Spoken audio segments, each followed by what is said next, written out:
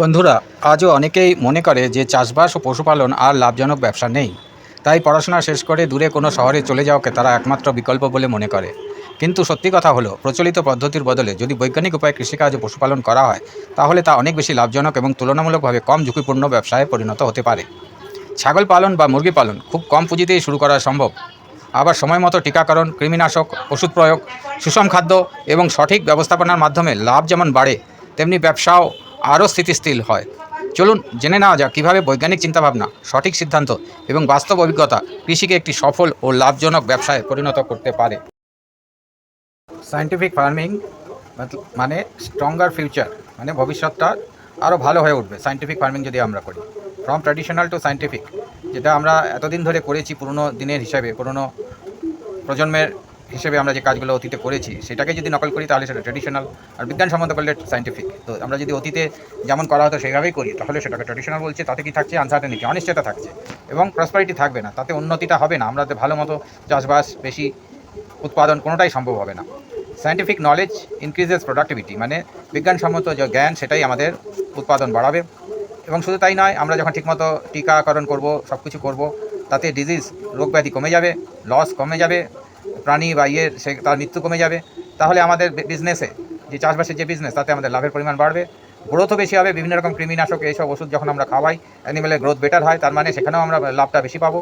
মানে কী বলা হচ্ছে, রাইট ডিসিশন, সঠিক যদি আমরা ডিসিশনগুলো নিতে শুরু করি তাহলে আমাদের, এবং এক্সপিরিয়েন্সও আমরা অর্জন করি, অভিজ্ঞতা অর্জন করি, তাহলে সাস্টেনেবল সাকসেস হবে। লাস্টে বলা হচ্ছে treat farming like a scientific business.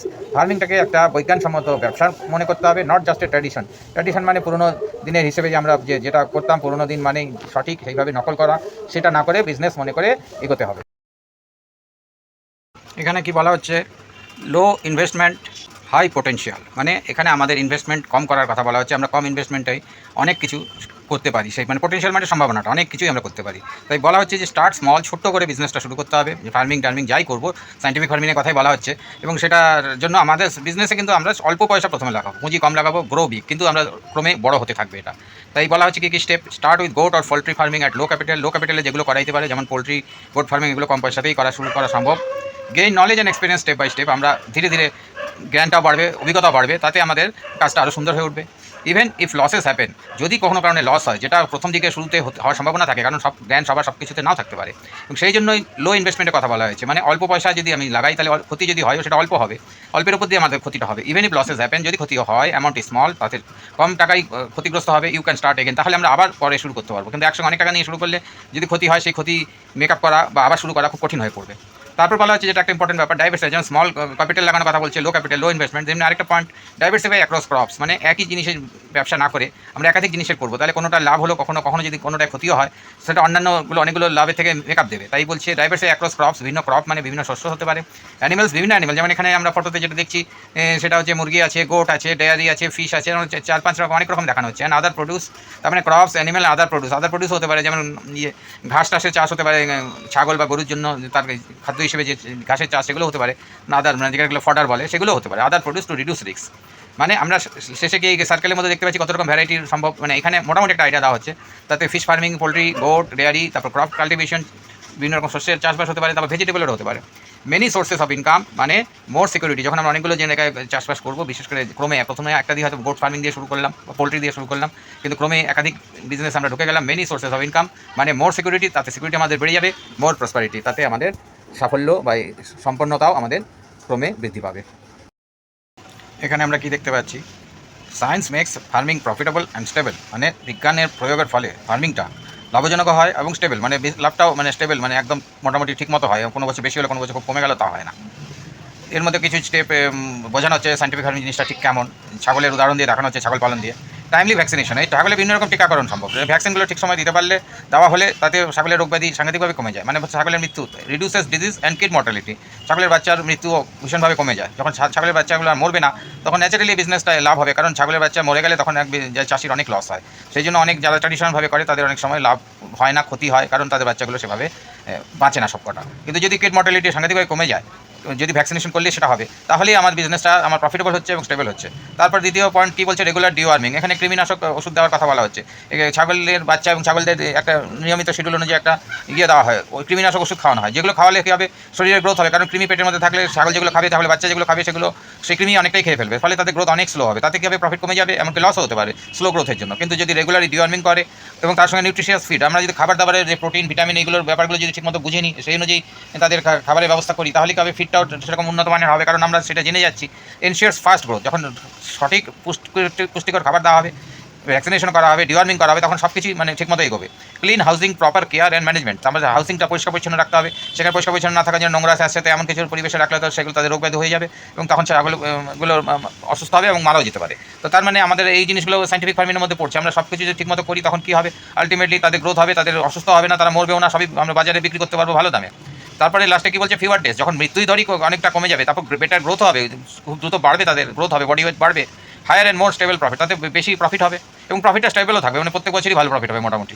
তার মানে আমরা নিচে গিয়ে দেখানো বলা হচ্ছে healthy animals, fast growth, high profit, stable business. এগুলো সবই কিন্তু আমরা সাইন্টিফিক ফার্মিংয়ের দৌলতে পাচ্ছি। তার মানে বিজ্ঞানটা বুঝতে হবে, বিজ্ঞানটা বুঝে সেইভাবে ফার্মিং করতে হবে, এটাই এখানে বলা হলো। 4 নম্বর মানে লাস্ট স্লাইডে আমরা কী দেখতে পাচ্ছি, better rural future through scientific agriculture. বিজ্ঞানসম্মত চাষবাসের মাধ্যমে আমরা কী পেতে পারি, গ্রামে আমাদের একটা সুন্দর ভবিষ্যৎ গড়ে তুলতে পারি। কীভাবে, creates more rural employment and reduces under employment. এর ফলে কী হবে, অনেক কাজ, গ্রামে অনেক কাজকর্ম সৃষ্টি হবে। রিডিউস আন্ডার এমপ্লয়মেন্ট, অনেকে কম মাইনেতে কম টাকায় চাকরি বাকরি করতে কাজকর্ম করতে বাধ্য হয়, কারণ চাষবাসের সেই অবস্থা ভালো নয়, লোকে চাষবাস করতে ঠিকমতো জানে না, বিজ্ঞানসম্মতভাবে না করার জন্য তাদের লাভ হয় না, সেই জন্য তারা এমপ্লয়িকে ভালো মাইনে দেয় না। এইরকম পরিবেশটা আস্তে আস্তে দূর হয়ে যাবে, কারণ তখন চাষবাস ঠিকমতো এগোলে যারা এমপ্লয়ি হিসেবে যাকে রাখা হবে, কাজকর্ম দেওয়া হবে, তারও আয় বেড়ে যাবে। তারপর বলছে reduces mindless and distress migration to cities. মানুষ চাষবাসে ব্যর্থ হয়, যখন ব্যর্থ হয়ে শহরে চলে যায়, ভাবে যে গ্রামে চাষবাসে লাভ নেই, চাষবাস করতে না পেরে ব্যর্থ হয়ে, তখন তারা ভাবে যে শহরে সব কিছু বিরাট রয়েছে, শহরে পড়াশোনা তো করলাম, এবার শহরে যাই। কিন্তু শহরে গিয়েও কিন্তু তারা ভালো কাজকর্ম মোটেই পায় না, খুব নিম্নমানের চাকরি করে নিম্নমানের জীবনযাপন তাদের করতে হয়, এবং সেটাও বিদেশ ভূমিতে, হয়তো অন্য রাজ্যে গেলে এখানে ভাষা সংস্কৃতি সব কিছু আলাদা। মানে আলটিমেটলি এটাকে মাইন্ডলেস বলা যেতে পারে। মানে মাইন্ডলেস মানে না ভেবে চিন্তে দৌড় মারলো আর কি। এবং মাইন্ডলেস মাইগ্রেশন ছাড়া আরেকটা বলছে ডিস্ট্রেস মাইগ্রেশন। ডিস্ট্রেস মানে সত্যি গ্রামে এত বাজে অবস্থা, চাষবাসে হয় না, ঠিকমতো কেউ করতে পারছে না, করে না, ফলে এখানে ডিস্ট্রেস হয়ে যাচ্ছে, মানুষের এখানে কাজকর্ম করলে খুব কম মাইনেতে কাজ করতে হচ্ছে। তার মানে সেগুলো থেকে বেরিয়ে তখন তারা দৌড়, মানে একরকম যেটাকে আমরা বলি পরিযায়ী শ্রমিক, সেরকম সৃষ্টি হচ্ছে, যেটা সমাজে প্রবলেমই সৃষ্টি করছে, ওটা কোনো সমাধানের দিকে আদৌ যাচ্ছে না। তারপর ইনক্রিজেস ইনকাম, ইমপ্রুভস লাইভলিহুড। আমরা যদি এই ধরনের চাষবাস বৈজ্ঞানিক চাষবাস শুরু করতে পারি, তাহলে তাতে কী লাভ হচ্ছে, আমাদের ইনকাম বাড়ছে, সবার যারা চাষ করছে, যারা চাষের এমপ্লয়ি হিসেবে জয়েন করছে, তারাও ইমপ্রুভস লাইভলিহুড, প্রত্যেকের জীবিকা বাড়ছে, জীবিকার উন্নতি হচ্ছে, মানে এবং স্ট্রেংথেন্স রুরাল ইকোনমি। গ্রামের যে অর্থনীতি সেটা অনেক কারণ টাকা পয়সাওয়ালা লোক যখন থাকবে, তারা বেশি খরচা টর্চা করবে, তখন দোকানপাটে বাজার বিক্রি বেরিয়ে যাবে, সব কিছু হয়ে যাবে, মানে ইকোনমিটাই পুরো চেঞ্জ হয়ে যাবে। তারপরে লাস্টের পয়েন্টে কী বলছে, empowers youth to see farming as a modern, dignified and profitable career. তখন ইউথ যারা যুবক শ্রেণীর, তারা কী দেখতে পাচ্ছে, তাহলে তারা তখন দেখতে পাবে যে ফার্মিংটা এখন একটা মডার্ন জিনিস, একটা আধুনিক জিনিস, ডিগনিফাইড, সম্মান আছে এবং প্রফিটেবল ক্যারিয়ার। মানে এটা নয় যে লাভ নেই, পড়াশোনা করে যারা তারা করে না, বা গরিব মানুষের এই কাজকর্ম এইভাবে হেও করবে না, তখন তারা সঠিক চাষবাসের দিকে এগোবে এবং সফল হবে। এবং ডান দিকে আমরা ফটোর উপরে কী দেখতে পাচ্ছি, প্রসপারাস ভিলেজ স্ট্রং নেশন। যখন ভিলেজ এভাবে প্রসপারাস হয়ে যাবে, উন্নতি করতে থাকবে গ্রামে, তখন সেই এইভাবে ক্রমাগত প্রচুর গ্রাম যখন এইভাবে এগোতে শুরু করবে, তখন সেটাই একটা সত্যিকারের ভালো একটা উন্নত দেশের নির্মাণ করবে।